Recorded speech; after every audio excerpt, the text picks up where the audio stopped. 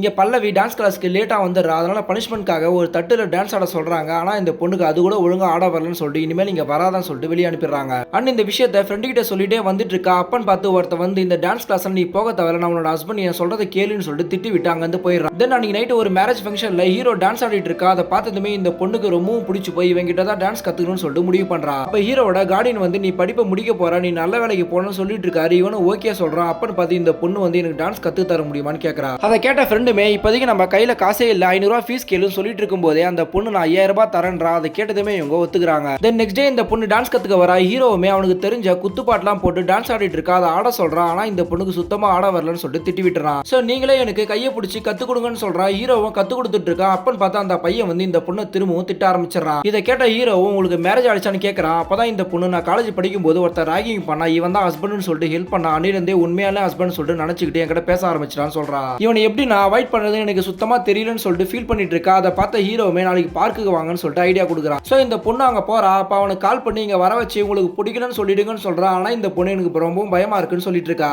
அப்பதான் ஹீரோ இங்க இருக்க ஆளுங்க எல்லாமே என்னோட ஆள் தான், அங்க இருக்க போலீஸுமே நம்மளுக்கு தெரிஞ்சவர் தான், நீங்க பயப்படாம பேசுங்கன்னு சொல்றாங்க. அதே மாதிரி கால் பண்ணி வர வச்சு எனக்கு பிடிக்கலன்னு சொல்லிட்டு தைரியமா பேசிடுறா.